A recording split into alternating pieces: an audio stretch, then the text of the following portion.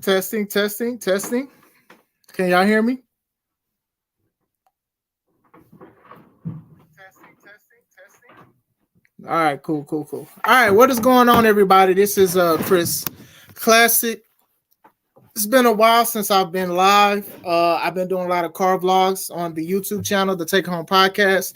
So if you think that I have been inactive, that's where I've been doing car vlogs, been going back and forth to work or the wrestling shows or anything like that. If you can you do me a solid and look at the screen, look at the logo, the Take It Home Podcast, and subscribe. Tomorrow is my birthday. I don't really do much. I mean, we do things for the birthday or whatever like that, but I just think that if you subscribe, I'd appreciate that. Not asking for money or anything. If you do want to send money, you can just buy a shirt or buy a ticket to the show that I will show you guys soon for 10, the show of all shows. As I'm getting ready for my special guest to get ready for the interview, you guys know I have to do a promo game about next shows that I'm going to be at. Oh, man. How did that get here? This is always just popping up. What's going on?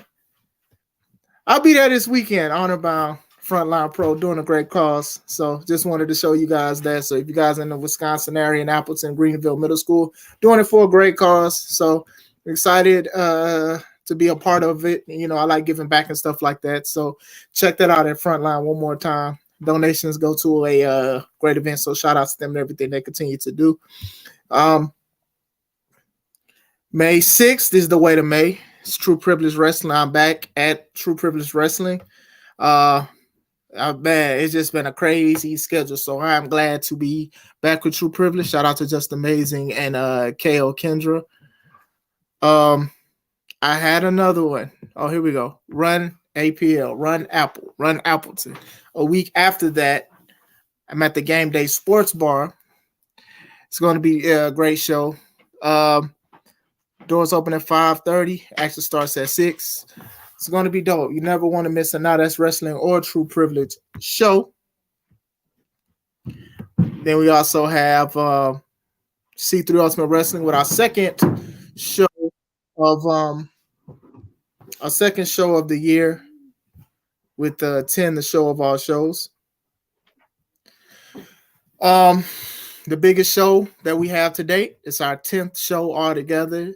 We got some returns. We got some debuts.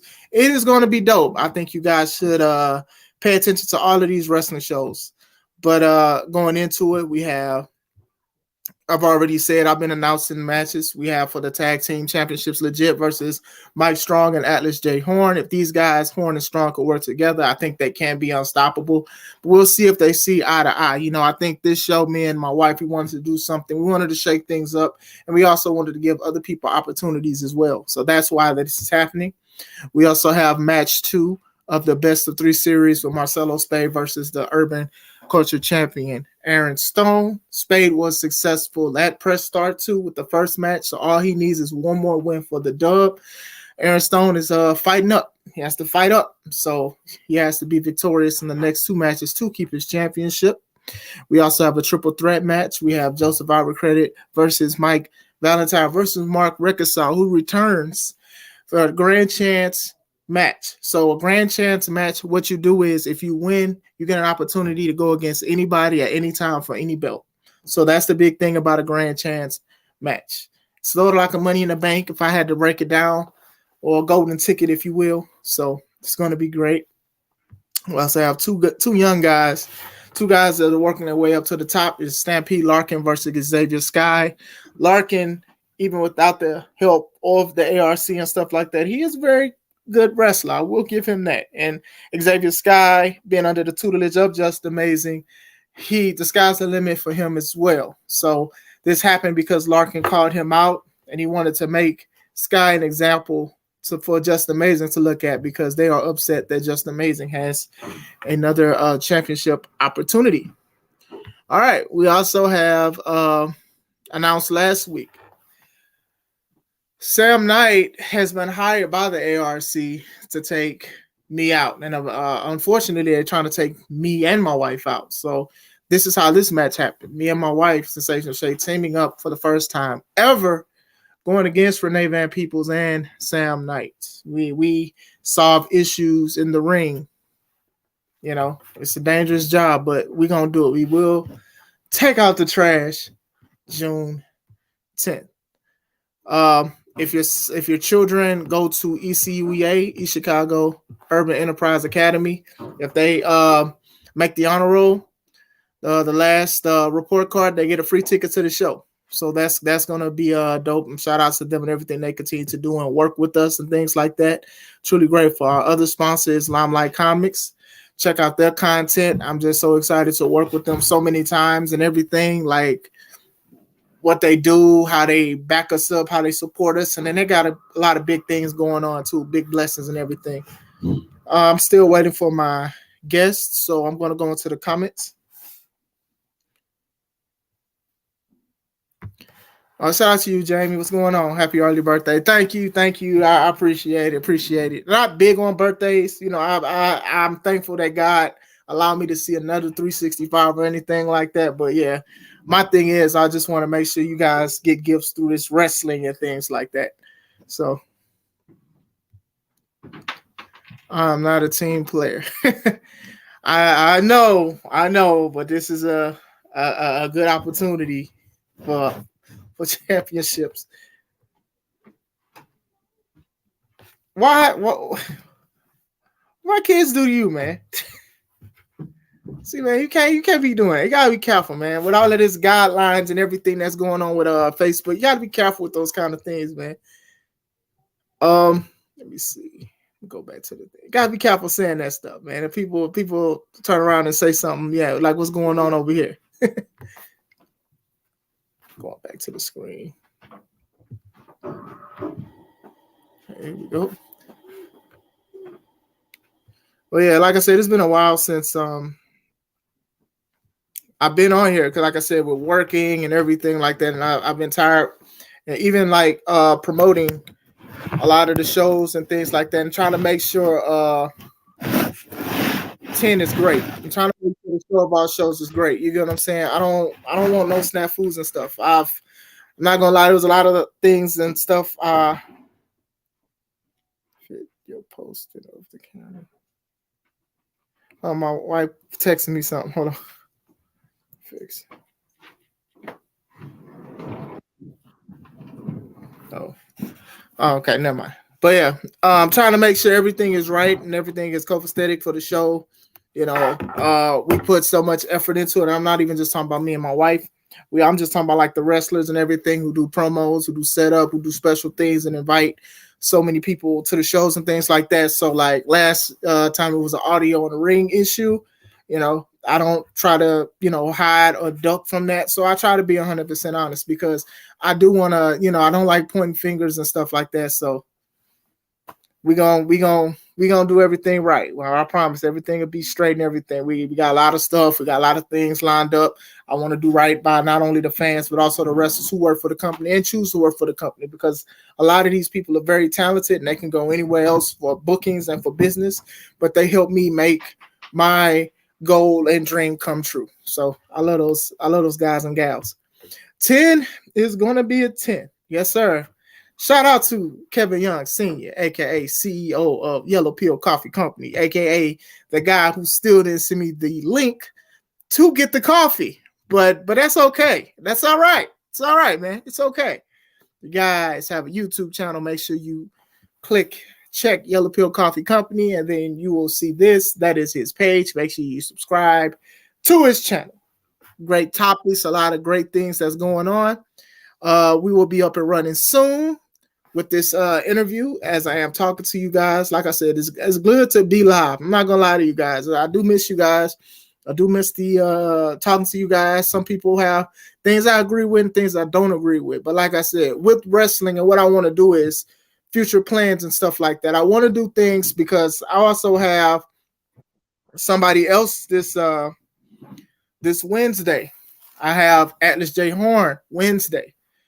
I'm going to interview him. We're going to talk about a lot of things.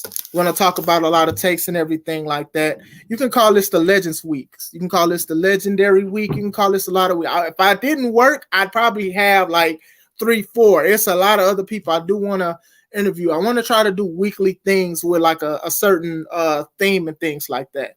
Willie is a very respected wrestler, legendary wherever he goes. Atlas is also respected, and he also doesn't hold his tongue for a lot of things. And even if you disagree or agree, he's going to get his point across. And when I talk to him about a lot of certain things, it's not coming from a bad place. It's just because sometimes people just like to talk over you, and he's not that kind of person to just let you talk over him and things like that. Sometimes you just got to be strong in what you believe in with certain things of wrestling and things like that. So Atlas will be Wednesday.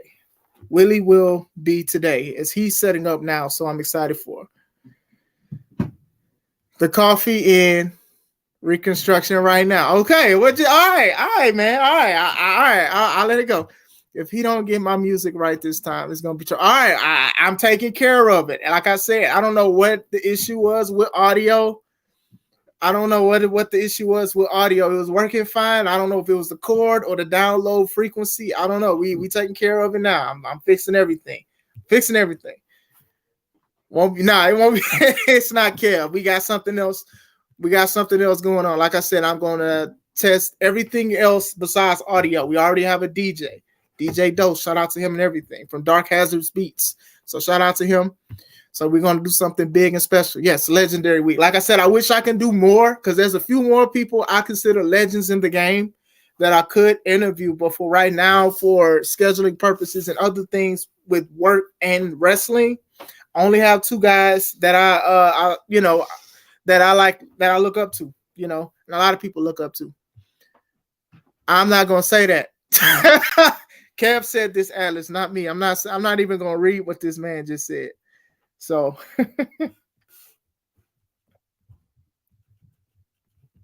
but I do hope you guys are having a good day. Like I said, it's a good day to talk about wrestling. It's a good day for interviewing. We got a lot of other things going on. I got like a clip I'm gonna show because Willie is known for a lot of things, but one of these moves, he's people love to see it. And I see a lot of people try to do it now, and I don't think they do it as justice as he did it to this guy that I have. I have a clip. So Atlas is getting everybody. Atlas is getting everybody. I'm waiting. He is currently setting up. Like I said, I'm trying to work more on getting on time, being here on time, trying to do more things on time and things like that. So like I said, I do know, you guys do know I try to promote everything that I'm doing and everything that other people are doing and stuff like that. So let's see.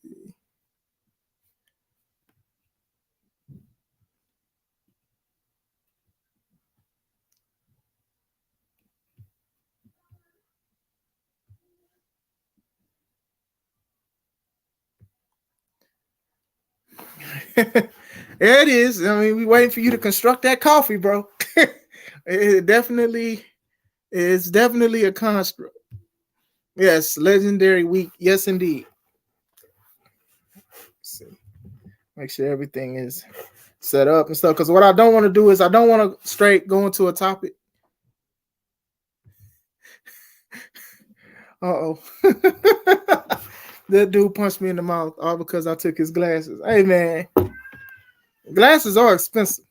At this point, they unleaded. How much they cost. So I'm not sitting here saying that it's justified at all. I'm not even going to say that because I don't know the whole story. But we'll definitely ask him that. He said, I will have revenge. But yeah, I'll say real quick, though. There's a few people who have talked to me about, because I posted on Facebook, like, who do you guys want me to interview?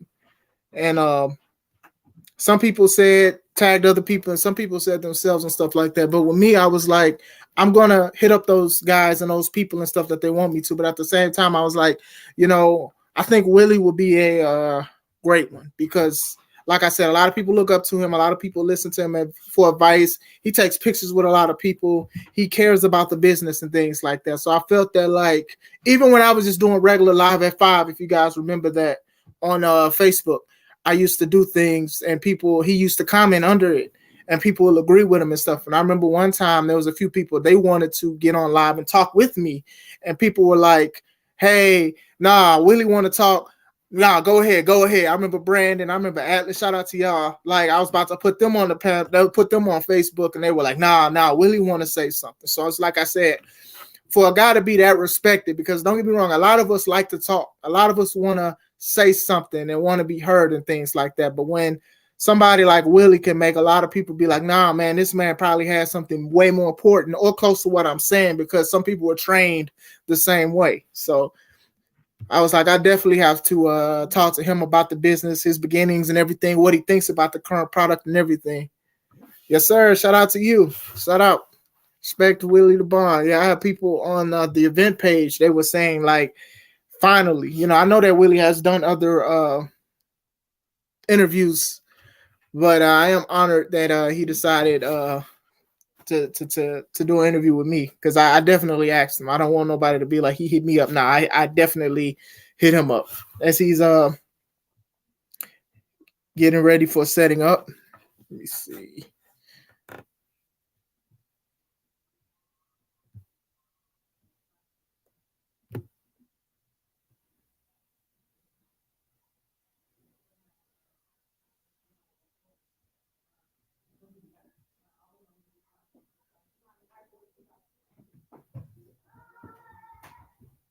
Oh yeah, there we go.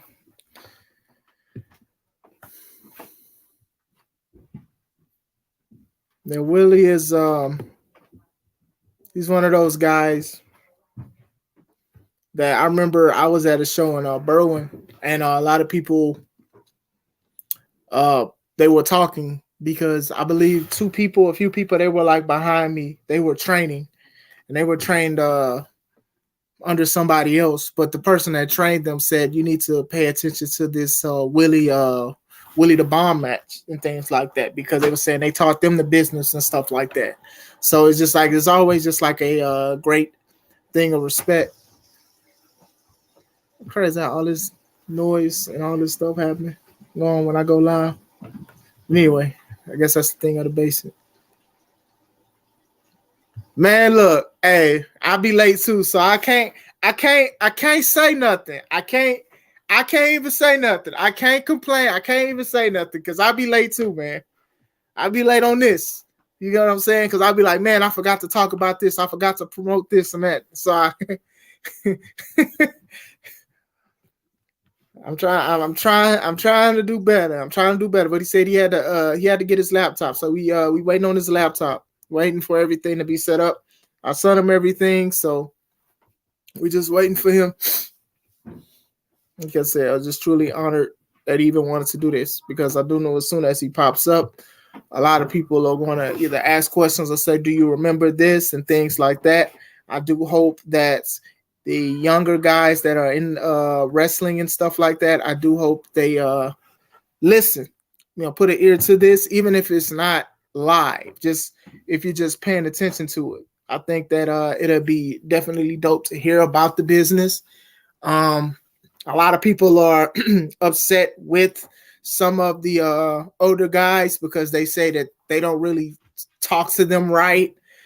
I don't really go into that. Like, maybe if they call you something out of your name or say something mad disrespectful, but it's just like, how nice do you want some of these OGs to be if you're not even listening to what they say? Like, some are like, oh, you just got to be nice. I'm like, some of these guys, they couldn't even get into the ring until they had to do certain things. They had to be qualified to even get in the ring.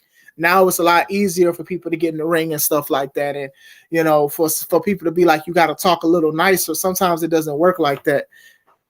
Yeah, basically that's how a lot of it is. That's how a lot of it is. It's just like, it's not about your feelings. This is about a show. This is not even just show, it's just wrestling. And it's just like, you have to give 100% and stuff like that. And, if you're not getting it, you're not getting it. Because if you're not getting it and you're in the ring, you can not only just hurt yourself, you can hurt other people and things like that. So, it is a life or death situation or a serious injury. It can lead to that kind of stuff. So it's just like, when I see stuff from like The Undertaker or anybody else that's talking about the newer generation, and the newer generation just say, "Oh, y'all just bitter." I'm like, nah, these dudes was making millions of dollars and stuff.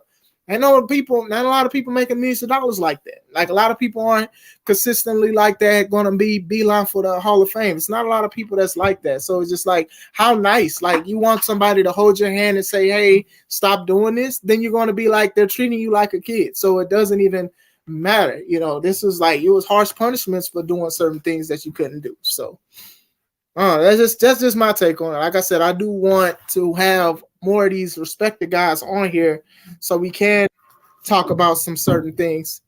All right. Hold on. I think it's added. All right.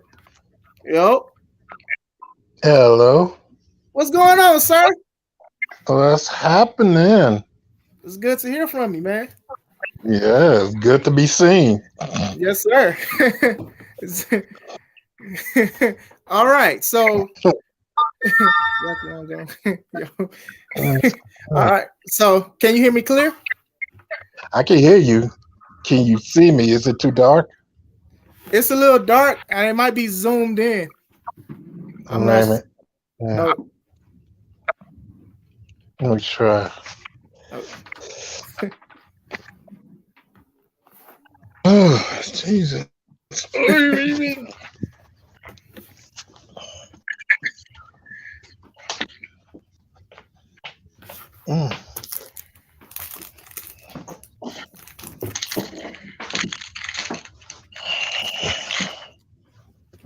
Kel, stop.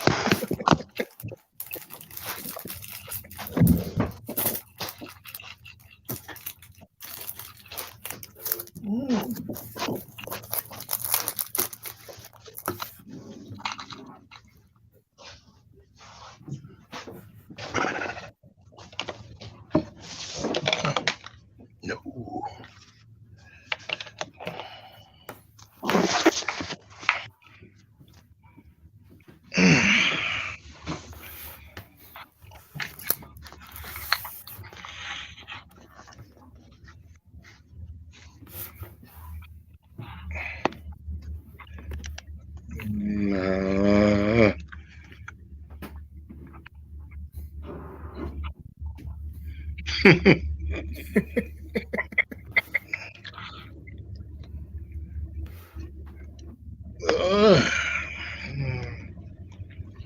Let me see.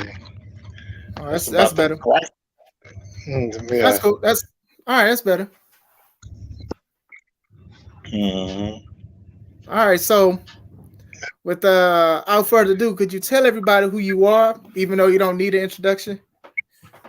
Oh, okay. I hope you're sitting down for this. Let me see. No. Let me see. Ladies and gentlemen, if you don't know who I am the urban American dream, the Midwest bully. I am your uncle. That guy that you always asking questions, the guy who never had the answers, but he'll give you the best thing he can. Ladies and gentlemen, I am Willie the Bomb Richardson. Yes, sir. Yes, sir.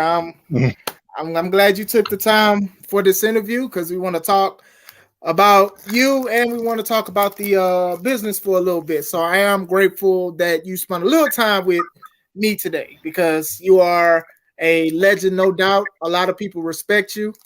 You hit Atlas because he took your glasses, so a lot of people respect you for that. Wait a minute. For Atlas. There you go. Ah. that was for play. Oh, you talking about Atlas? So, all right. So, like I said, I'm just grateful.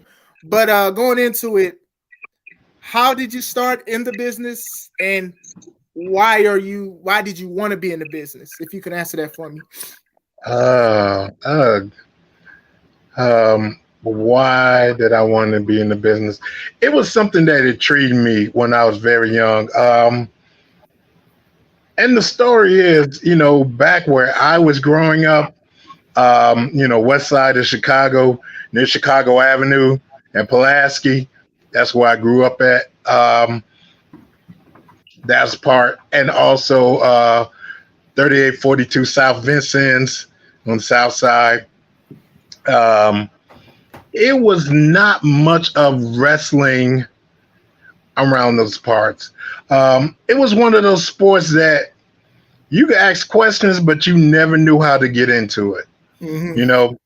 Um, you know how always near the inner city, there's only two sports you can get into: football and basketball. Those was the two major sports that you could ever get into because it was nothing else available for you.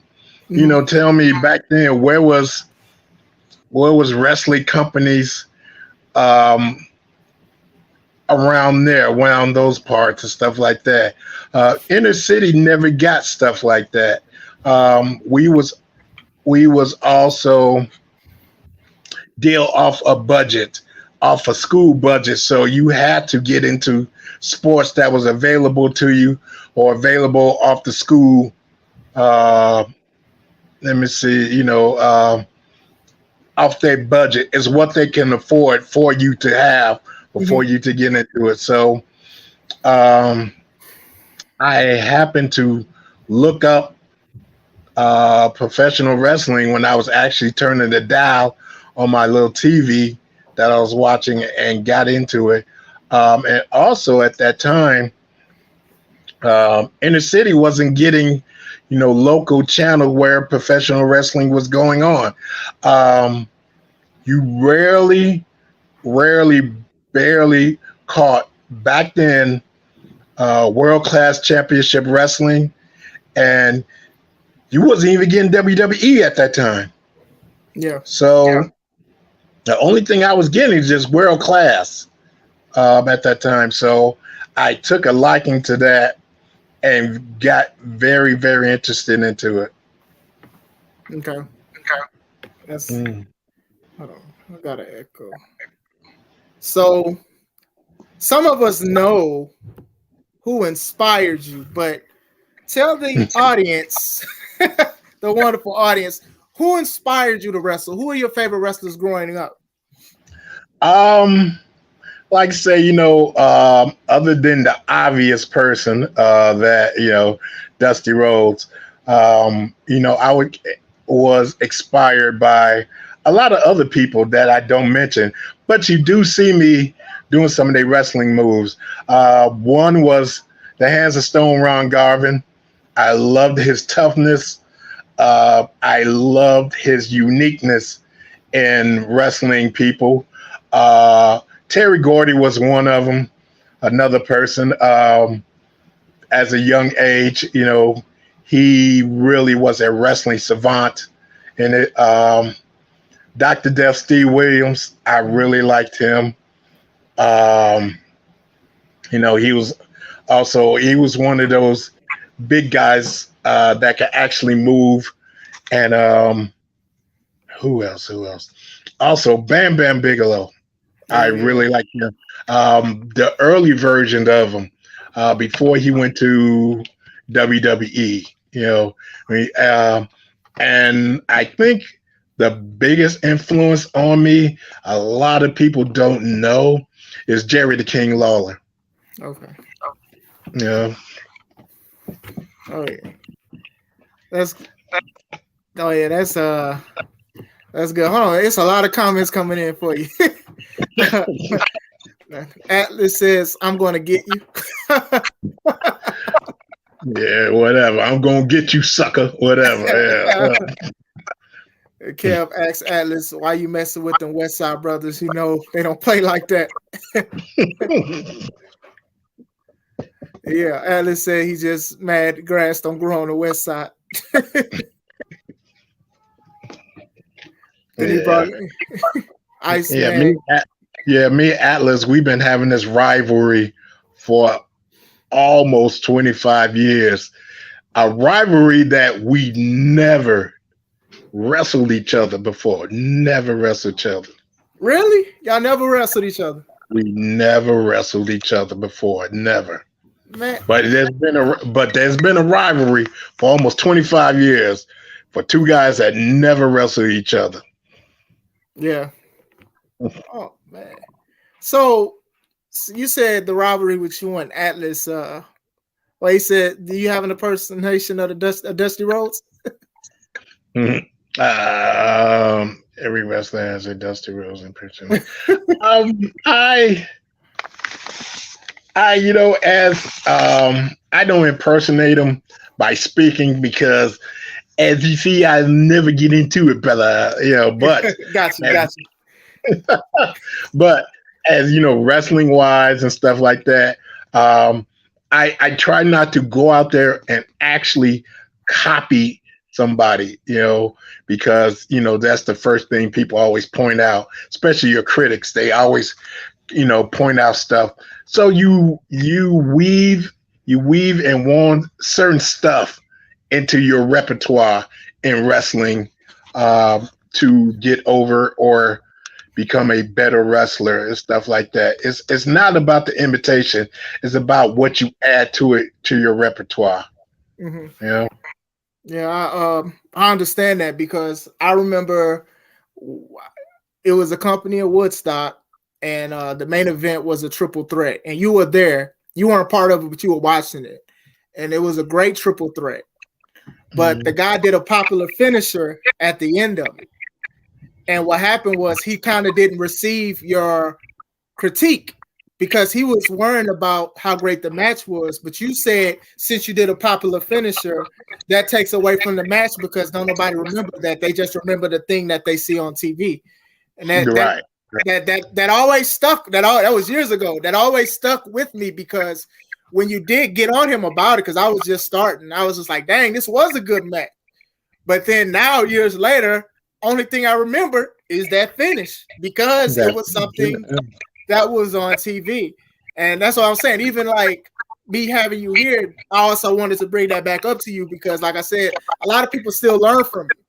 And I remember that was just one of those things. It's just like, okay, what am I going to do different so it don't look like I'm copying somebody?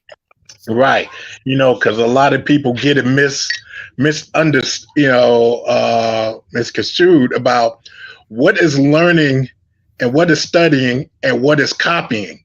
If you're going to go out there and, copy and paste, a wrestling person, you might as well just become that person. But if you're going to go and adapt some of the moves, some of the stuff, and add your own twist to it, then that's learning. Because now you done seen something, okay, I want to add that to it. How do I add this into my repertoire? Instead of just being real lazy and just actually going out there and doing it, and say, well, okay, I'm just going to do it, the finishing move right down to a T. Mm-hmm. And then a lot of people say, after you do it, they scream out the person who you got it from. I say, say like you go out there and do an RKO, they won't say your name. They go, Randy Orton, because you did the finishing move, instead of just copy and paste it, won't you copy and add your own critique to it? Yeah. Yeah, I definitely respect that. Atlas says that you guys did have a match. Y'all had a tag match. Tag match. Well, yeah, we tagged together. I don't remember us tagging apart. He said he pinned you. No, I don't remember that. He said, remember the Flame On match? That one, okay. He wasn't even in that one. He wasn't in that one. But he did talk to me about that match. Yeah. Well, we actually set somebody on fire. Just. Yeah.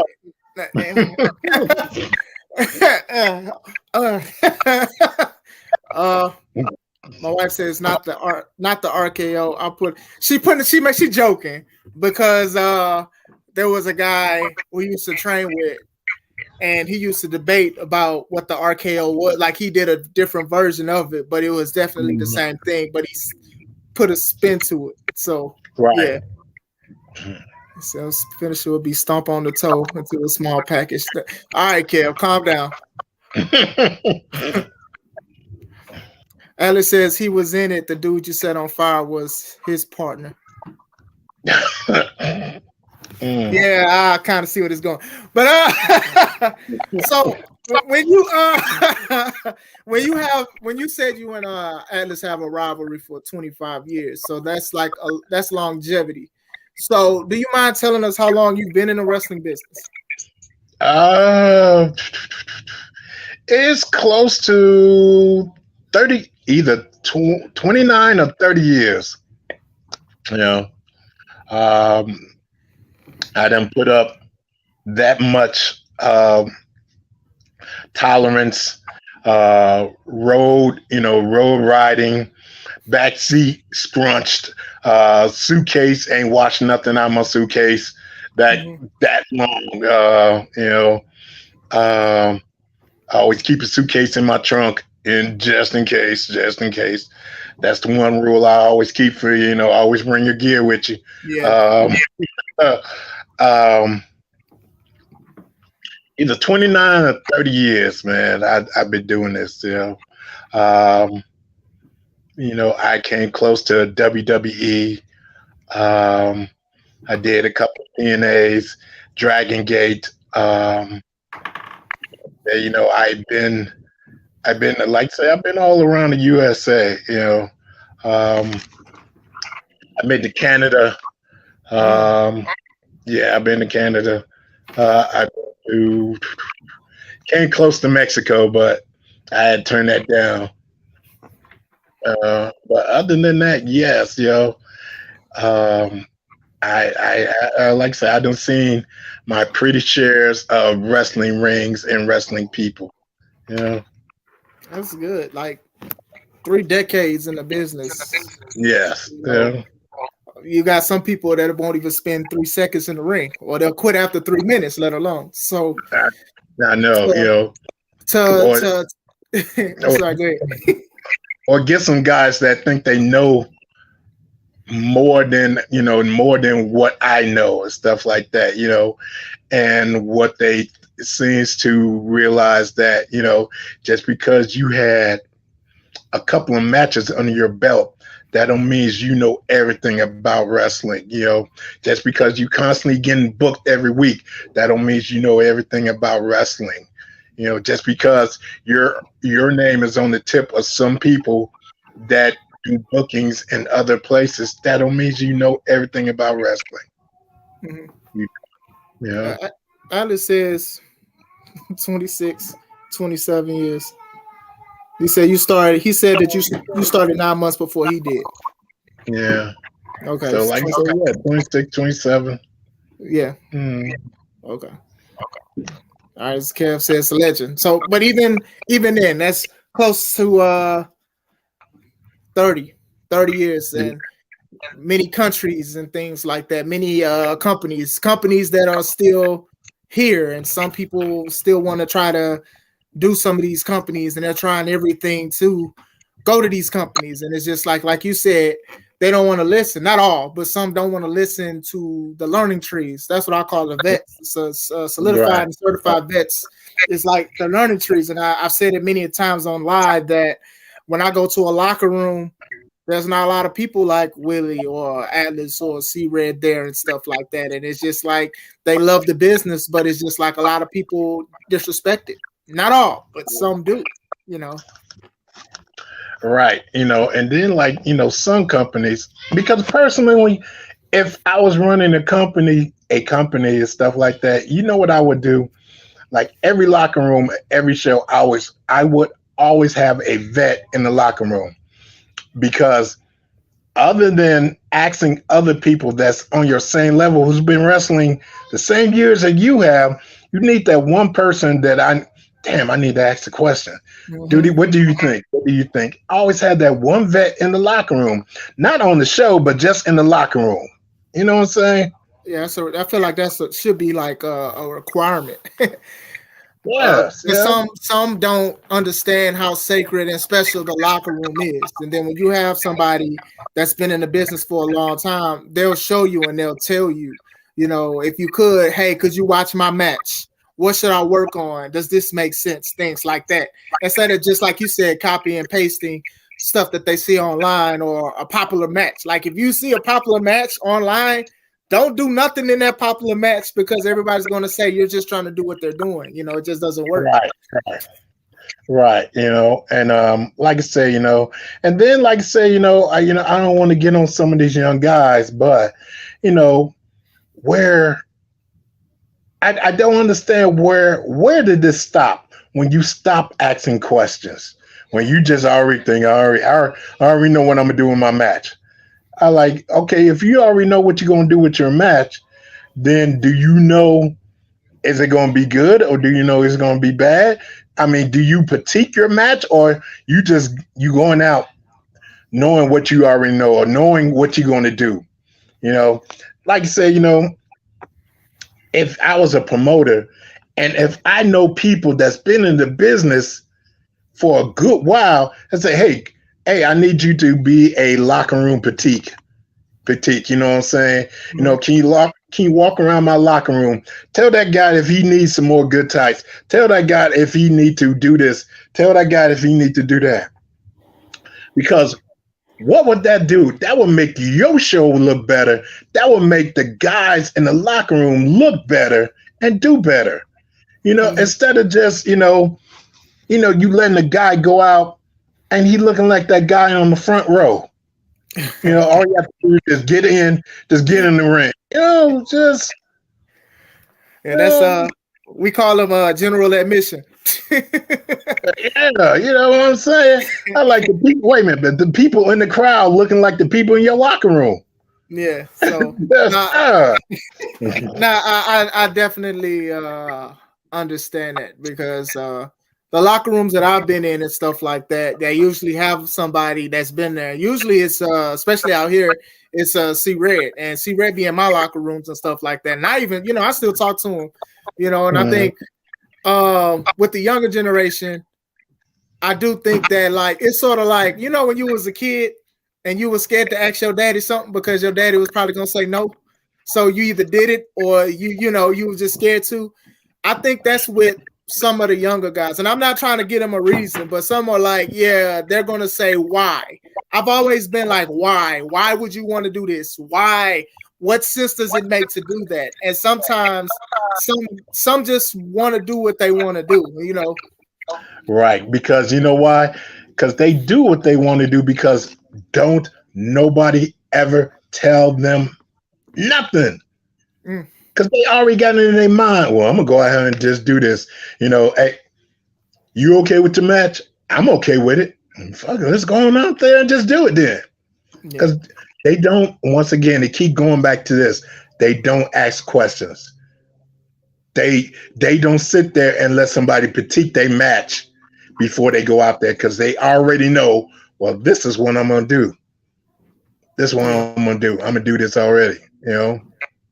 Yes, my wife, she says it though. She says some vets sometimes they don't be approachable, and then she also said that's why she said stop asking questions because sometimes, not all. I can't only speak for my thing, but that's what she said. I've never met a veteran or a person that's not approachable, that's not willing to answer a question. Okay. I never ran across, I'm so sorry, whoever she ran across and they wasn't approachable or it was just that mean spirit, you know what I'm saying? Why you asking me? I'm just here to watch the show. We've encountered some, but not you. But it's other. I know there's a lot of people out there. I'm just here to watch a show. But if you have somebody to ask you a question and want to know what you know, or become better, so why not pass your knowledge? What you gonna do? Just hold it till you die? It don't make no sense. That's how generations get cut off. If you keep something to the grave and nobody learns from it and things like that. I even with like outside of wrestling, we are fathers and stuff like that. So we got to tell our kids, our sons and stuff, and my daughter, we got to tell them certain things, even what we do. They might not like what we do, but it makes us happy and stuff like that. And we want our kids to do the same thing. So we don't want to just keep that to ourselves and stuff, not just because I said so, but just saying, okay, you're going to find something that you love and, support it and do it and push forward with it. So I know that's true. Man. But like I say, it's like that, like I said, I would invite, and just a lot of,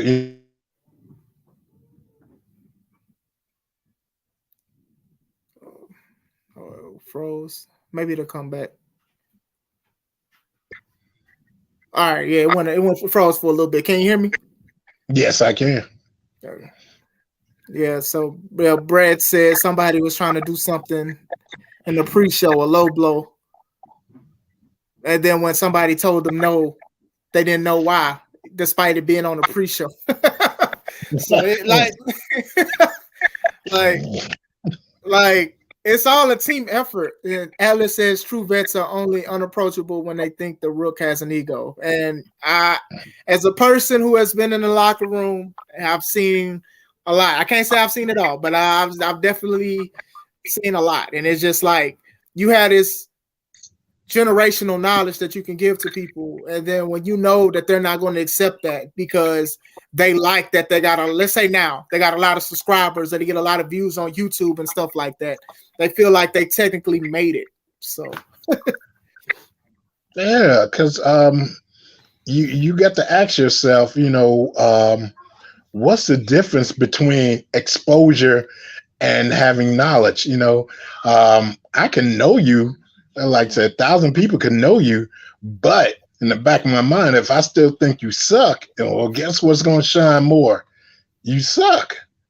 If you understand that, because when a lot of guys thinking, hey, I know what I'm doing. Nobody came up to me and asked me, how my match is, or I never had to ask how my match was because I already know what I was going to do. And then now you get into the point where you already know a lot of stuff and you never know, because you got to play up to different promoters. I teach a lot of guys how to get the basics down so a promoter will never have to tell you or ask you, well, can you do this? Can you do this? Can you do this? And only one answer I could give them is yes, yes, yes, yes. Yes, I can wrestle feet. I can wrestle heel. I can wrestle face. I can put this guy over. I can put myself over. I do whatever you want, man. Yeah. Instead of going to a promoter and say, well, I got demands. I'd rather be a heel. I'd rather do this move, this move, this move. And because I think that's how I get myself over. And I'm thinking to myself, well, I don't need this guy because, he can't do what I want him to do. That's, yeah. My wife is in the chat. She says, I met a few and I have to talk about the, some of the people that's unapproachable. I admitted that. I don't know why she getting on me. Kev says he was going to ask, where's the disconnect with the younger generation to the vets? Is it a competition thing?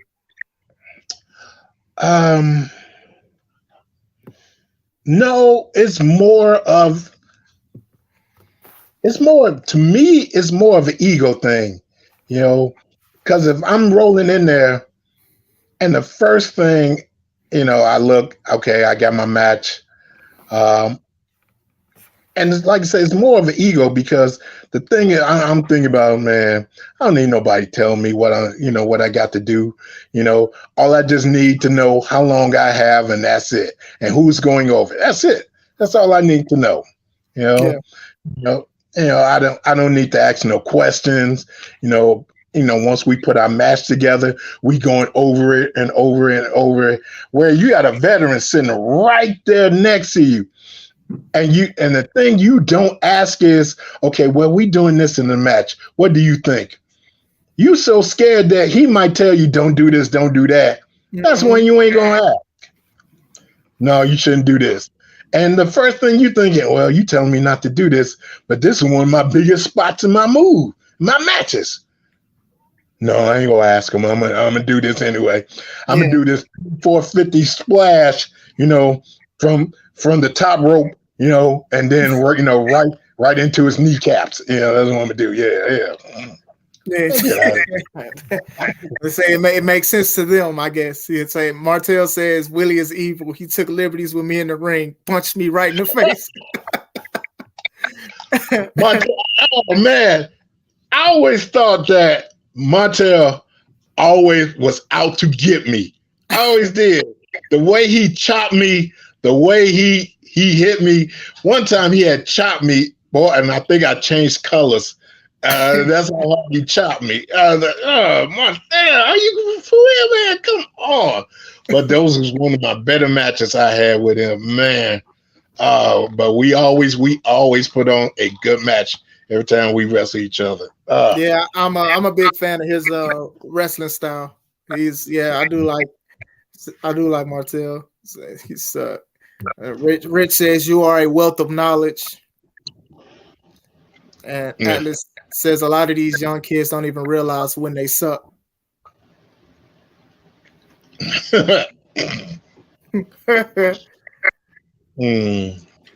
So, like I said, man, it's like I said, it's not some of these young kids, it's some of these promoters too, and what they letting these guys get away with. You know what I'm saying? Oh, for sure.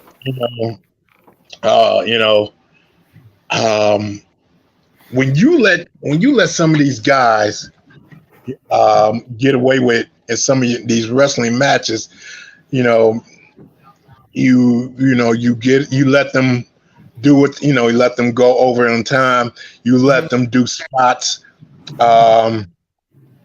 that is taken away from the main event, you let them get away with running overtime, you let them get away with stuff that's unnecessary in the match that you could have hurt yourself, the person you're wrestling with, or anybody outside in the ring.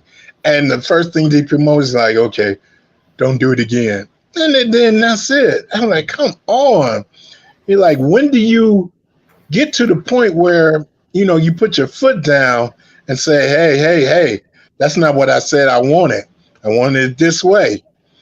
Well, we sorry. I said, no. If you can't listen to me, then I don't need you on my show. I don't need you.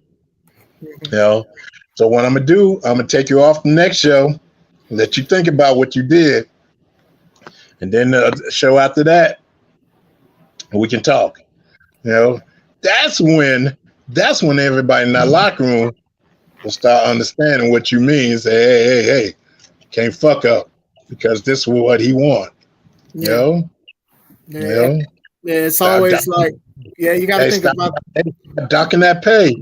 All right, start leading them off the shows. That's not what I wanted. Yeah, you definitely got to put your foot down, especially with certain things, especially when it comes to safety of fans or anything. Any small thing could mess up a company and they won't even wrestle for that. You won't be allowed in that venue anymore and things like that. Time limit, keeping your times, that's very important, like you said. Doing unsafe stuff, a lot of people are doing things that are interacting fans. Some of it works, some of it does not. It's not safe, Lawsuits could be right around the corner. So it's always important to think about that. Like, don't go into business for yourself because that could and wind up with a lawsuit for everybody. So Brett says he likes you. Yeah, man, this is a legend right here, Brett. This is a legend in this building, on this live. Yeah. It is what it is, man. Yeah. So he hasn't had. He says because he's an announcer and he's also a manager. He says he hasn't had a problem with vets giving advice. When people give what I could do better, he listens. He's not the best, so he want to get better, but he's just a manager. But still, managers are part of the business too. So you can't just say just a manager, right? And right, and then like I said, wait a minute, managers needs advice too. How to act, how to go out there and what to say. Because remember, you are the mouthpiece of the person, you're managing, So like I say, your focus is putting focus on the person you're managing, you know. You have to learn that trade too. There's nothing wrong with asking questions about that too. Mhm. Mhm. For sure. Rich says way too many egos and it's coming from a fan. Yeah. All right. I haven't ran across any too many egos from a fan. No, Stuff. he's saying wrestler egos. Because he's not in the locker room, he's sitting down and sometimes he Mhm. can see and also hear the things too, Oh Um wow, yeah. that means we're talking too loud. Then. I've said this. I've said this a lot. I say this on my live. Hold on, I'm gonna put this later. It's a lot of what you call is coming in. But yeah, I've said this a lot. Is that like I do think that there are certain things we shouldn't be saying, and it's no diss to Rich or any fan and stuff like that. But I do think there's something that we need to keep. You get what I'm saying? We need to keep for us as wrestlers and as workers. And I do think now with cameras and social media, a lot of people is just ready to give it all away. So I've always said that. I was like, sometimes people ask me stuff and I'd be like, hey, no, we ain't going with that one. We're gonna talk about something else. That's why I say Yeah. at least keep the locker room sacred. Like don't just have just anybody in there. Have them Right. respect what we do and stuff like that. Wait a minute. Not only keep what's in there, let's keep wrestlers inside there instead of, after they doing a match, getting undressed, coming walking out in the crowd. Wait a minute. I can't have the whole locker room sitting outside watching the match. Just wait a minute. Unless I put a little circuit TV inside in there and stuff like that. I ain't gonna lie. I'm a little guilty of that, man. I was just my little baby. I ain't gonna lie. Hey, look, I ain't even gonna lie to you, man. Like, I don't be hiding stuff. I ain't gonna lie. I be like, what my little baby doing? I gotta go out there.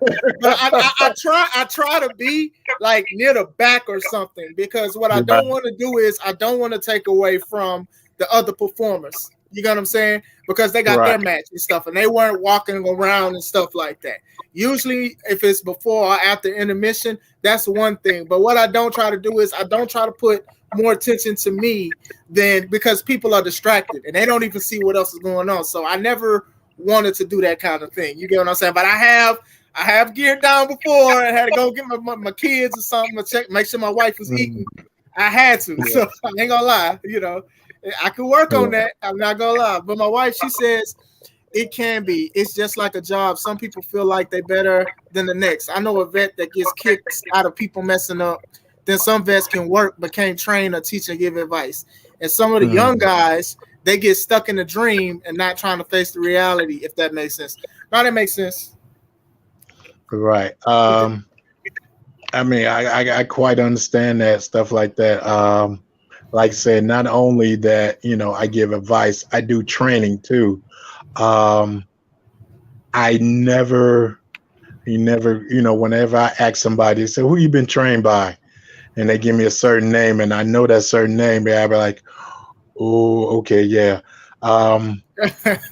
Just, yeah, because sometimes, certain guys that train, I always say, only thing you doing is learning their bad habits. Because that's good. because when you getting trained by a certain guy, and I remember the way he wrestled, I say he trained you that. Hell, he never did that in his matches. It was like, how the hell? Okay, then. So yeah, I never always say, oh, that's a horrible person. I always just say, oh man, he had plenty bad habits. So what we gonna do? We just gonna erase all the bad habits that he taught you, so we can do this. No, for sure. But that's the thing. You have to ask who trains you, and you have to get like a background check to see if they have a field and what kind of knowledge they have. Because even then, some people could just straight up lie and say they got trained by somebody, and then the way they train is trash. Now you messed up this quote unquote trainer you never went to because you thought that was gonna put your foot in the door more. You get what I'm saying? Right, So, right. And then sometimes a lot of guys cannot tell a person if they training or not, has been trained or not. You tell them to do a certain thing and they do it, and the first thing you're like, oh, okay then, and then you tell them to do something else. I can tell like right off the back if you're trained or not. I always have this phrase that I say, if you know me, then you understand me. I always say, okay, lock up. I'm like, you lost me at the lockup. Lost me at the lockup. And I can tell right off the back, say, no, you ain't been nowhere. You ain't did nothing. that's that YouTube training right there, man. Yeah, that YouTube. Or, I had one match, two matches, three matches, a couple of matches and stuff like that, and stuff like that. I know what I'm doing. I say, really, what kind of matches? What? You take a lockup, you take a one bump, two bumps, big finishing move, and then that's it. That's your match? Like, yeah. Okay, well, you ain't been trained. Yeah, we're just trying to get you a feel of the ring. You're right. So I try to train people what promoters have a eye for, what they look for. I know a lot of guys that get on shows shouldn't be on shows because of their training and stuff like that, or what they look like. You know what I'm saying? And we keep going back. I'm going back to this. You using guys that look like they just came out the front row or the second row or third row. You know what I'm saying? Sponsored by Under Armour, the Under Armour Warrior. Yeah, saying, I hate to say this, a locker room full of kick pads and elbow pads and stuff like that. You know what I'm saying? I already know where you're going with it, sir. A locker room full of elbow pads, knee pads, and ruined elbows. I'm like, anybody know how to throw a punch? Yeah. Cricket, tumbleweed, cricket. Oh man, come on, man. I'm like, okay, we go through the first match, second match, third match. Everybody throwing elbows. Nobody throwing a punch yet. Nobody throwing a kick yet. Only time you see kicks is twice in the corner, and when they about to set up, they finish your move. That's it.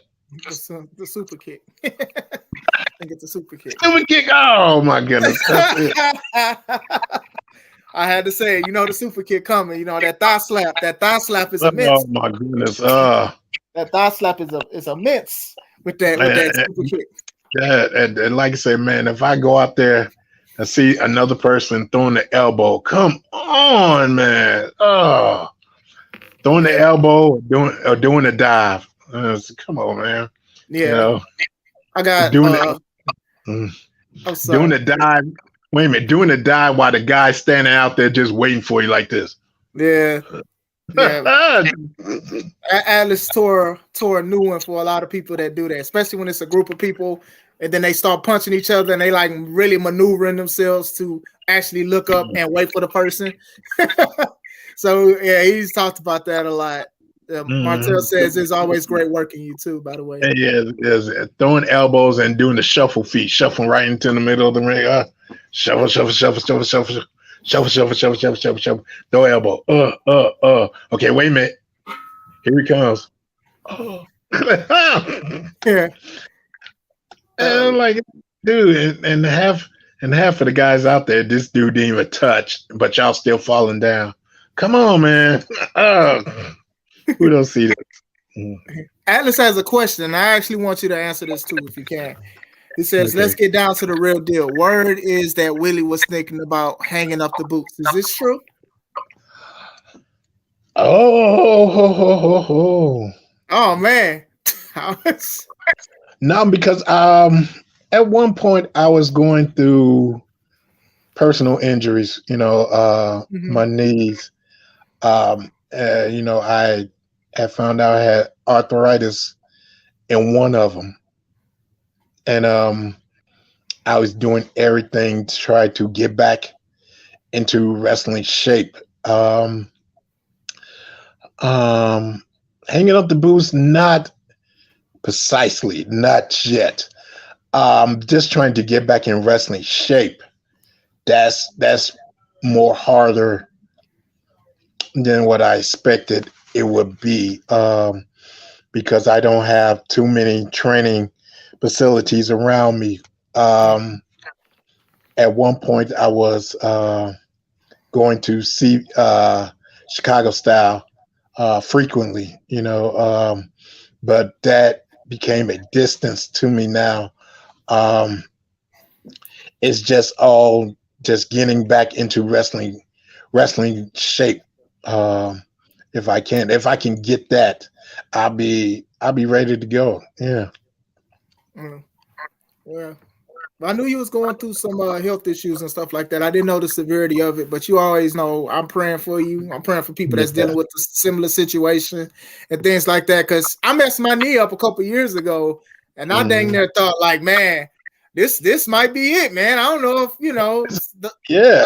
And wait a minute, and it came out of nowhere. It's like, ooh, that nigga ain't feeling too bad. Good. Oh my goodness. yeah, yeah. So no, I definitely understand, but like from a person as legendary as you know, going through these kind of things, and I always said it, like you always leave a piece of yourself in the ring. A lot of people say that. You know what I'm saying? Eventually it catches up to you, but it's the Right. will that we have, the will that we want to keep going to entertain people or something that we can do. Some of us weren't that great in other sports. Some were and some weren't. You know what I'm saying? You're This was right. our, Right. this is our superpower, if you will, to wrestle and to entertain. Right. Because for me, you know, one time my goal was to be, in WWE. Um, and I think we talked about this topic a long time ago, um, about how they portrayed, black people in WWE and Oh stuff yeah, like that. Why is it that it's just a sprinkle, but not a barn full of them? You know what I'm saying?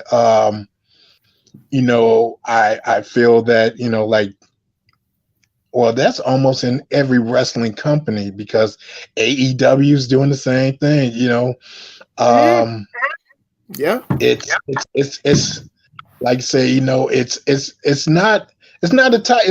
I don't understand why it's not a tidal wave, but it's a sprinkle here, sprinkle there, sprinkle. Um, not too many. Well, really, not too many. None is in the main event. None in the main event. But you have, only time they become relevant, when a crowd get behind them or Mm-hmm. something, and you barely see a homegrown black talent. It always got to come out of independence somewhere, um, and it's not like say a tidal wave of black wrestlers. What would you be your goal, and how would you stick out between a tidal wave of, damn, I hate to say it like this, but skinny little jacked up little white guys. How do you stick out between them? How do you stick out? How do, other than being black? That's it. Yeah. You don't see none in the main event. You don't see none on TV every week, like most of these dudes, stuff like that. So it's kind of hard to establish yourself into going places where there's so many out there, but you're the one they pick. And then once they pick you, you be so ecstatic, you're willing to do anything they tell you to do. Yeah. They tell, hey, jump off the balcony. Okay. And then you go flying off the balcony. Okay, once you did that, you ain't gonna be on TV for 3 weeks. Okay. But we still want you to show up.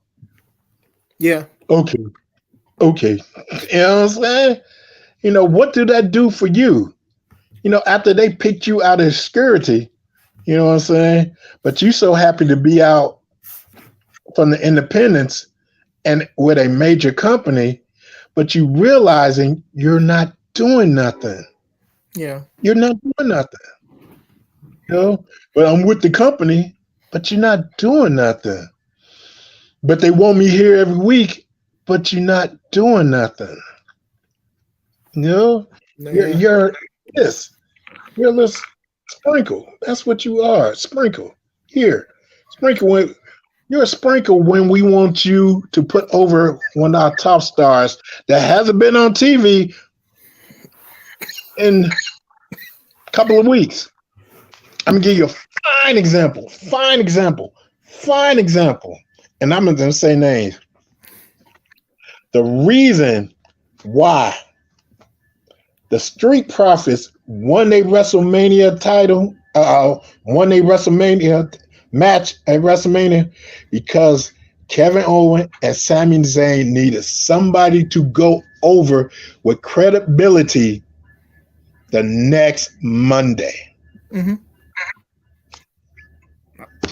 I agree. Other than that, they wouldn't even been on TV. No, that's true, because they was thinking about, the rumor is they're gonna split them up soon. Mm-hmm. So that means that one is gonna elevate, and then the other one may go into obscurity. And then like say, my thing is, why is it just sprinkle that one tag team? Why is it sprinkle that one black female wrestler? Why? Mm-hmm. Like, if that's your dream, if WWE is your dream, God willing, God power to you, go ahead, do your thing. If AEW is your dream, go ahead. But you have to look at the overall site. What are they doing with black people? What? Will you come in there and make a difference? Unless your name is Dwayne Johnson. That's the only way you're gonna get something. Yeah. I usually when these kind of topics come up, because I know me and Kev, we've spoke about it, and me and Atlas, we spoke about it too. And my biggest thing about it is also, being a black man and things like that. Don't just push me because I'm black. I just want the same opportunities as everybody else. When I was younger, and let's say I was young when Bobby Lashley came in the first time, right? And he had a look, he was athletic and stuff like that. So I'd be like, all right, this dude look like he's going to be the next chef. He's credible. And then people used to be like, oh, no, he can't cut a promo. But I'm like, but the Great Khali can win the World Heavyweight Championship. He can't speak English. Speak English. So to see that, and then even Lashley went against Cena at the Great American Bash, and he lost. And I was like, bro, like, this is a credible person. This dude is a guy that could take Cena. He's probably stronger than Cena. Like, it makes sense. So I definitely understand that. The Great Khali too. He sucked. Oh my goodness, he sucked really bad. Horrible. He was horrible. And the thing with Bobby Lashley, not only you could do something with him, guess what you can do? Put MVP with him, put Shelton Benjamin with him, put Alexander with him. You had a great group right there. And what you did with them, they don't have credibility. Not as much as these, 50 white boys right there. They don't have. So you telling me Miz had more credibility than Shelton Benjamin? Miz had more credibility than Shelton Benjamin. Are you kidding me? But it's it'll Come go on. on. No, look, hey, Come on, man. Are you telling me? Miz have more credibility than Shelton Benjamin.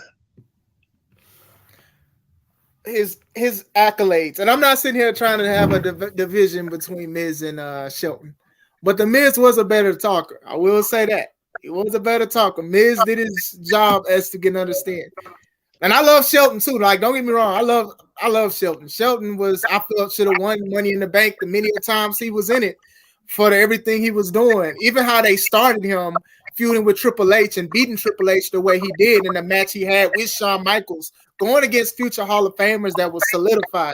Like, they really should have just, pushed him, especially then. Even when he dyed his hair gold and was the golden standard. They could have, I think they could have did something, I will say, to Shelton. Man, we got a lot of comments. He was saying they agree. Shonda said them fans be wilder sometimes. Me and brother, had a case. And Brett says he don't sit with the crowd, but he does go to the merch table of commentary. Kevin's laughing at what you said earlier with lost me at lockup. Alice was talking about the leg slapping because we was talking about it earlier. Man, it's a lot of comments. Kev said Willie calling him out, talking about what you just went in on a lot of people. He said, then you get some throw a punch in this crap. hot elbows here. Kev is just snapping on his hot dives. Retirement exclusives. All time. Yeah, so that and then like I say, with Shelton Benjamin, you know what you do? Okay, say, oh my goodness, you can't tell me you have, if the down point was Shelton Benjamin, he can't cut a promo. He can't. You don't tell me you got a lot of promo teachers in the back.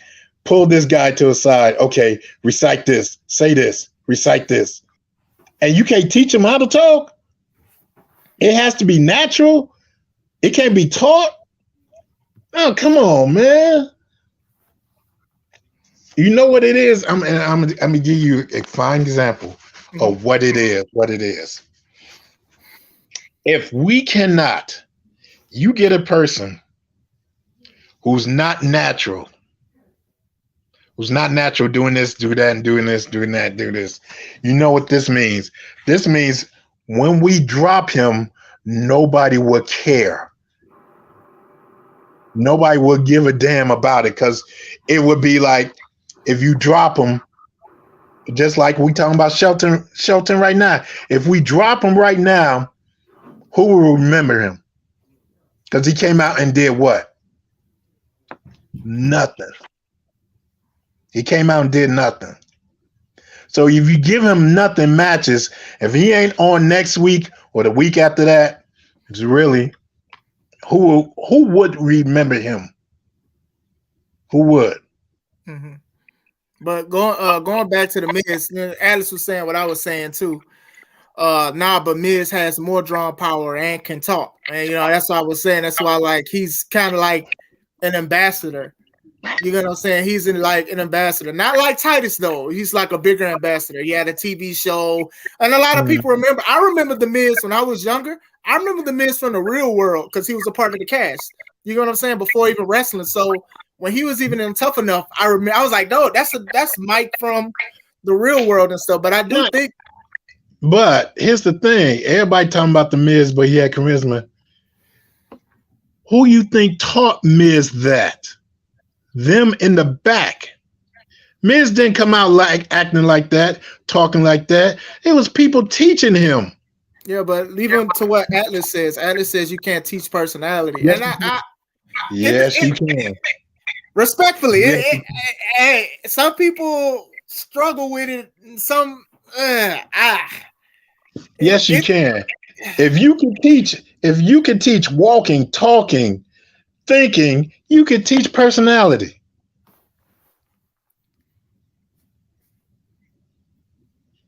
You don't think so? If you could teach somebody how to walk, talk, look a certain way, dress a certain way, you can't teach personality.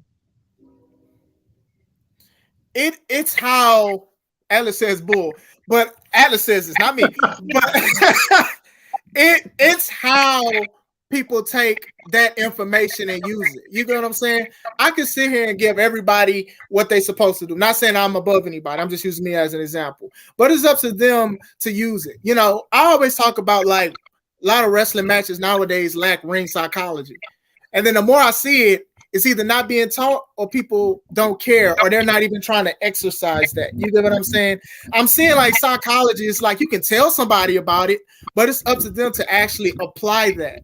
Now, if you have a person that's not familiar with the mic, they may not want to ever speak on the mic. Roman, to your defense, is a good example because Roman used to suck real bad on the mic, but eventually he became into it. And they taught him that. Yeah, but some people don't catch on, and some people don't get that many opportunities like Roman did. And that's going to your case too. Again, and that's what I'm talking about. And that's what I'm talking about. Opportunities.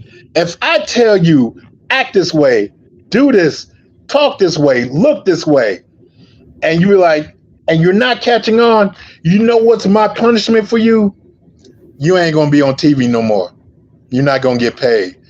Tell me you won't be in the corner trying to talk this way, walk this way. If that is your motivation to get it right, it can be taught to anybody. But I think even with that, I agree with you. I think trying to have a personality in this business is very important and it's very vital. But to like WWE and stuff like that, not even just them, AEW and other companies, some people just don't do great on the mic. And they're just role players. Some of them are. Some are just role players.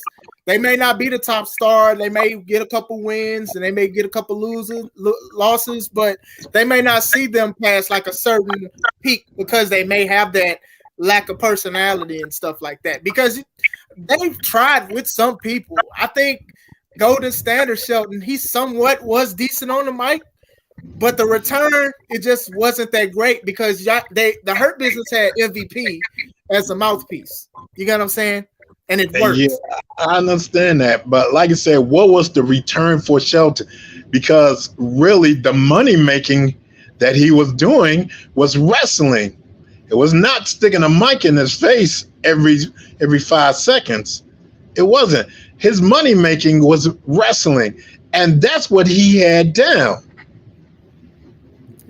And it took 8 years for Roman to get a personality, and it took cancer for that to happen. And that's another thing too, even with Roman's case, you know, because some people love him and they glad that he beat, you know, cancer and things like that. But like Alice says, it took 8 years. Some people don't have that luxury of having even, let alone a couple months to try to develop a talking piece. Because even with Shelton, I even think back.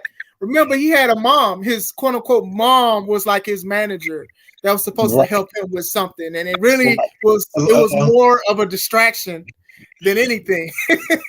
and really, what it is, it's a WWE, AEW is a rotating meat factory, and what I mean by that, it's we develop you.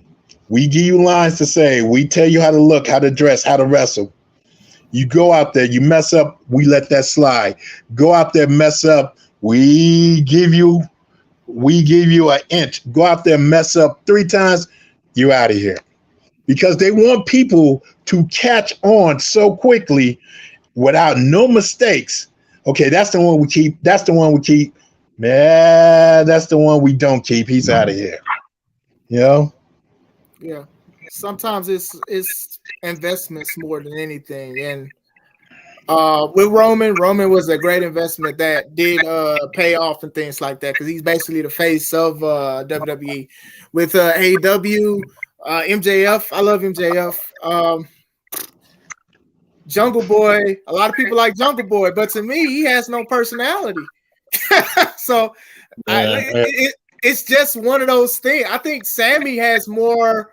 If I had to choose out of the 4 pillars, MJF has the personality, and then Sammy is next. And then Darby and Jungle Boy can fight for the other two? Mine would be like say Jake, MJF, Darby Allin, then Sammy, and then Jungle Boy. Because Jungle Boy only reason he got in there is by his name. Jack Perry. He can wrestle though, but I thought when they had him and Luchasaurus and Christian, I thought that would have been a good thing because Christian knows what to do, and then all that stuff happened. But even on the personality side, going back to even people of color, like Jade has a great personality. You know what I'm saying? Like Ricky Starks. You know what I'm saying? Yeah. Willie needs a manager. I don't think QT should be his manager, but Willie needs like a dope manager. Yeah, and once again, why the black people in AEW? Other than Keith Lee, Swerve, what's the party? House party? Isaiah, private party. Private party. Man, when the last time Sonny Kiss been on TV? They put Sonny. I think Sonny is on like Dark a lot with the Trustbusters, but I haven't seen Sonny in a while. Though I ain't gonna lie to you. That was the last time I seen Sonny. And they doing the same thing. You know what I'm saying? Yeah. Like what? And like how much sprinkle can you get? Instead of being a tidal wave, of talent, and man, let's not even get on the women's side of just. But now Alice has a good question. He says, "Show or tell me one black dude that's the total package and can carry a multi-billion-dollar company, someone who can handle himself on the mic against MJF."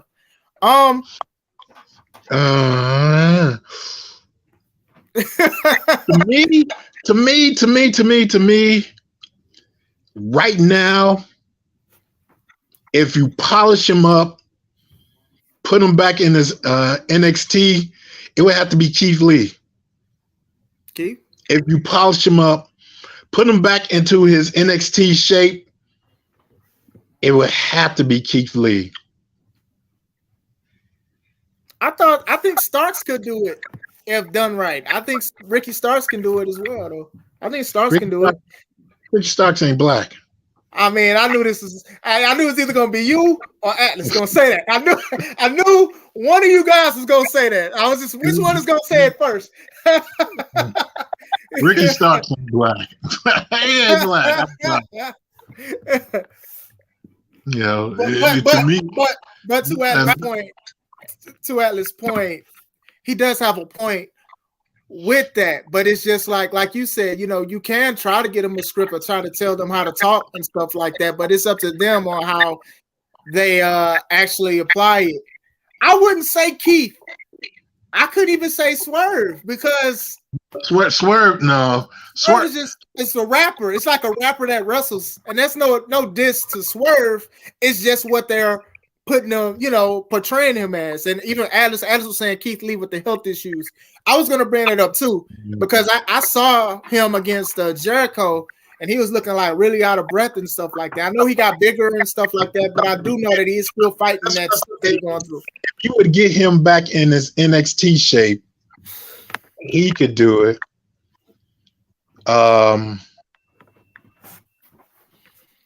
MJF, damn. They feel like he in a league of his own, like MJF right now, because of everything.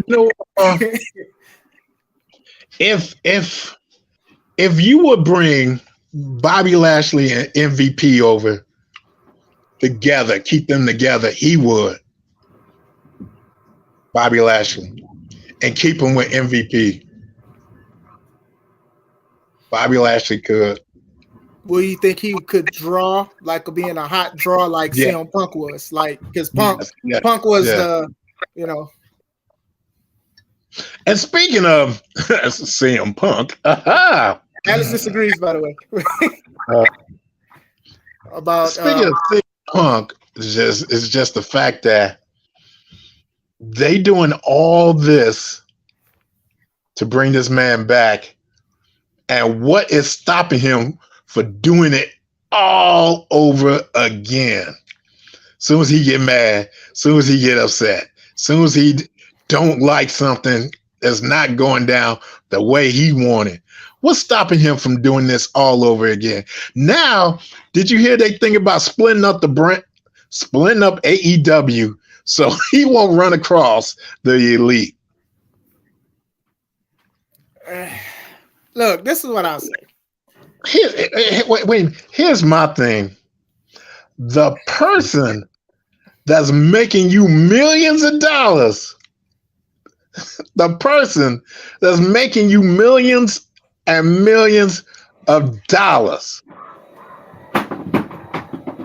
and you split him off against 3 guys that ain't doing jack shit for you, ain't doing nothing, absolutely nothing, having matches that ain't worth nothing, but the guy that's worth millions of dollars,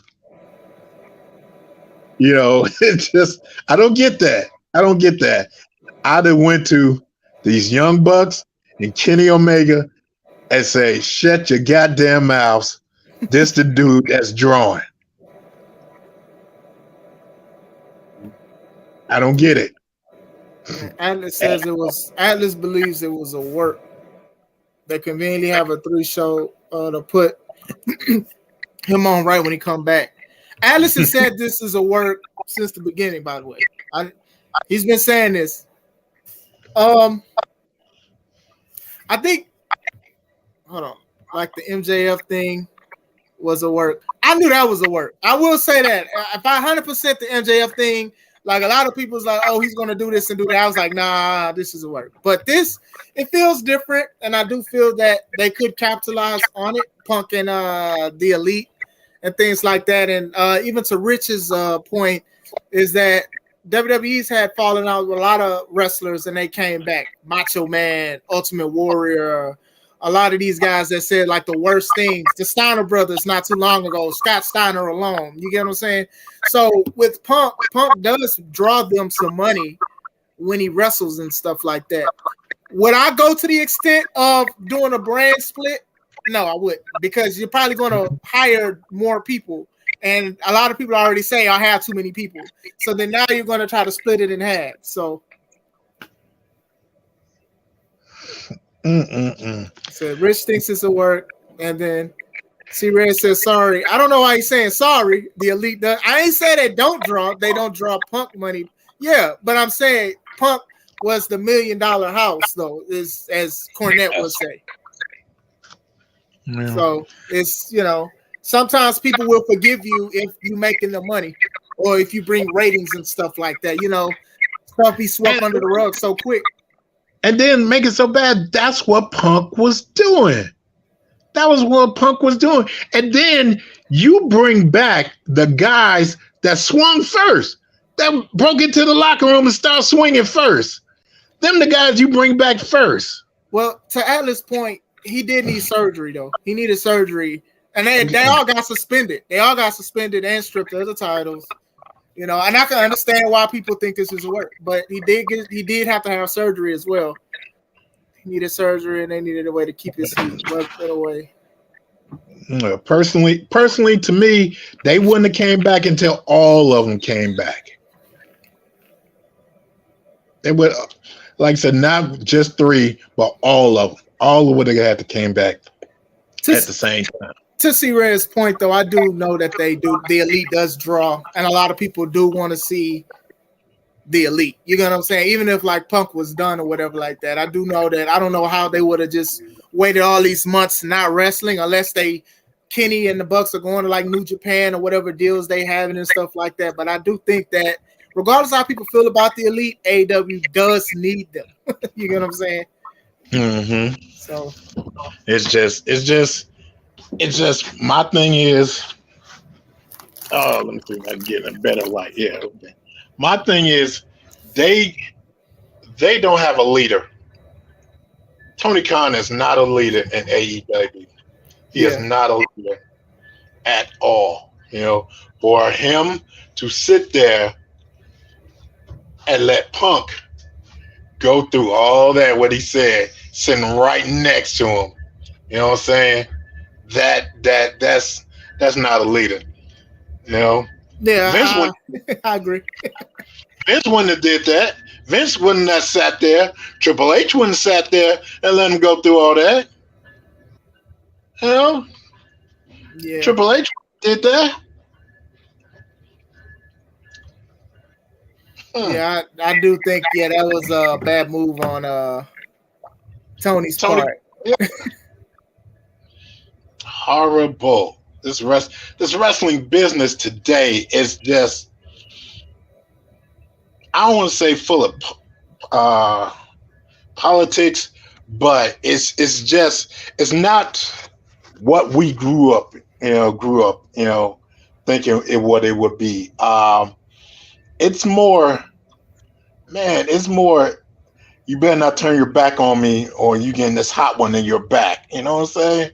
It's more that, instead of camaraderie, instead of, man, going out there and get a good match. It's not that. No, it's not that no more. You know what I'm Mhm. saying? Alice says, "Bull." Vince used to let Shawn Michaels act the fool back in the day. Because Shawn Michaels was the CM Punk back then. He was making the money. But that's what he was saying, because we let it slip and say like Vince wasn't letting nobody get away with it. But yeah, Shawn was getting beat up Shawn, everywhere and everything. Shawn Michaels was the CM Punk. Did you notice? You noticed this? What Shawn said, who he was working or was around him. If Shawn pointed the finger, I don't like him. They out of here. They is out of here. He did that to Vader. He Vader. did I'm that. about to say Vader. He did that a couple of people. But Shawn Michaels was the CM Punk back then. Yeah, they definitely did it to Vader. And then Mr. Leon.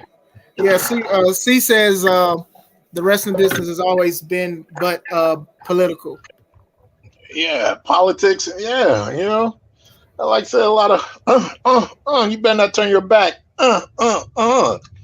Get that shot one across your throat, goddammit. Oh shit, Yeah, damn. That's yeah. how it goes. That's how it go down. That's how it get down. Damn. But yeah, we agreed, Atlas. We saying you right, sir. we agreed. Calm down. Calm down. Calm down. We got real quick though. I did want to show a video of one of your devastating moves. And a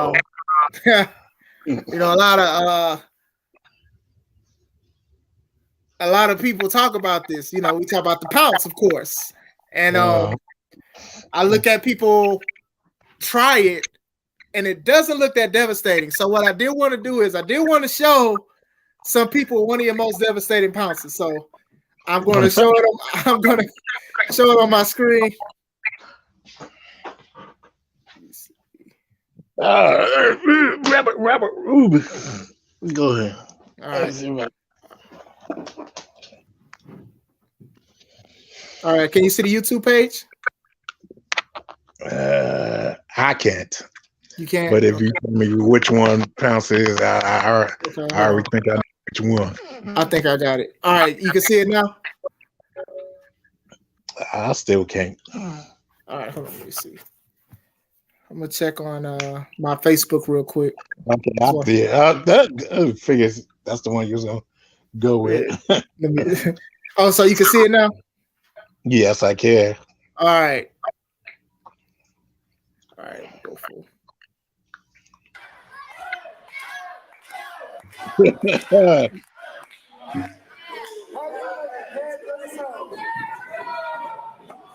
Oh, Lord.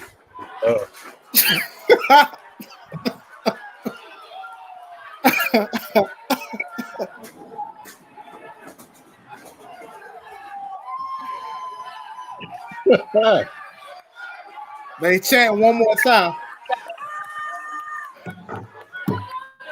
Yeah, I should have just let it die right there. That's what I should have did.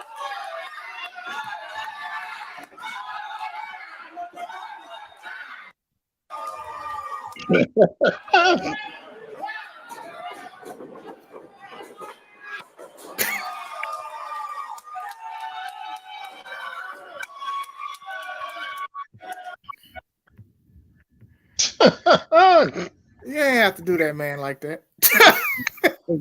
Hey, that wasn't my fault. Oh. You have to. Shout out to Chris. Shout out to Chris. I know Chris, but yeah, you have to do that, man, like that. That wasn't my fault. That wasn't my fault. Oh. That you pounced somebody almost out the ring. Hey, I came in there and I was told what to do about the promoter. So he the one jumped in my face, telling me what he wanted to do to me. He wanted to work on my leg. He wanted to do a 360 splash off the second rope onto my kneecap. And wait a minute, knowing that I got another show to go to as soon as I finish this match, right?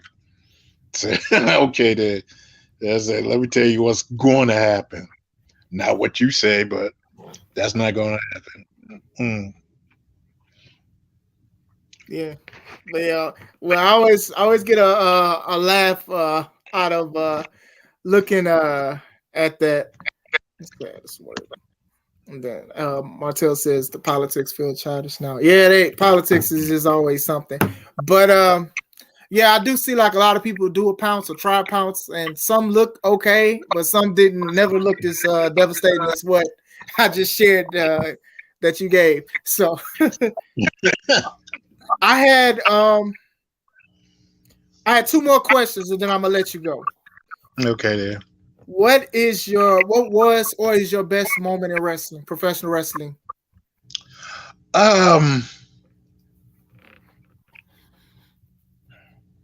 I think my moment of wrestling is when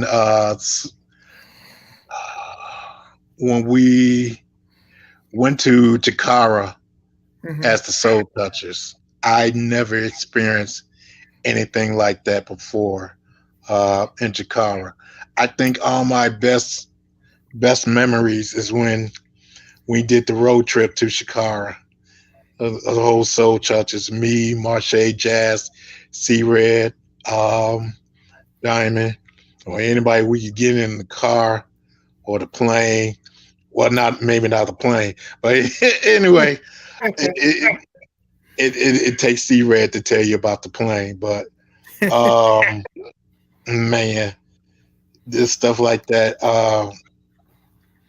I mean, I experienced some good stuff and some good times, but nothing like Chikara, stuff like that. That's good. That's good. I know C-Red talks about it, and a lot of you guys, other Soul Touchers, shout out to y'all and everything y'all have done, being trailblazers, not just as individuals, but as a strong faction. You guys have been doing this for years and been killing it. I see pictures a lot you guys share and fans share. So I appreciate what you guys have done for the Midwest, representation, inspiration, and everything like that. Last question. You've wrestled for so long. You put so much time in here. There are some wrestlers that you have on a list that you want to wrestle in the future? Oh, wow.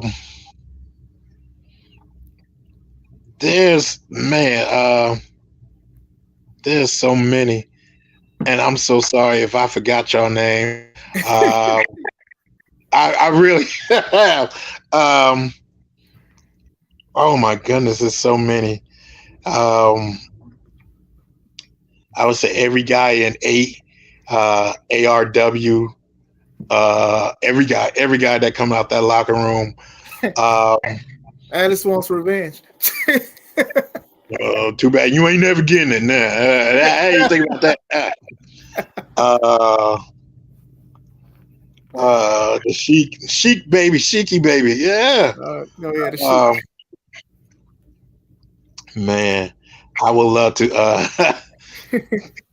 I would love to put back Teen Damn It, Me and Trauma, Jay Washington. My goodness, for another Midwest run. Man, tagging with Jay Washington, man, that was just, oh my goodness. I would never, ever, ever, ever say anything we did badly. It was like putting two cousins or two brothers together. So going out there, just wreck the world. Okay, then, yeah. Oh, no, say shouts out to Jay Washington. Oh, yeah. I hope froze again.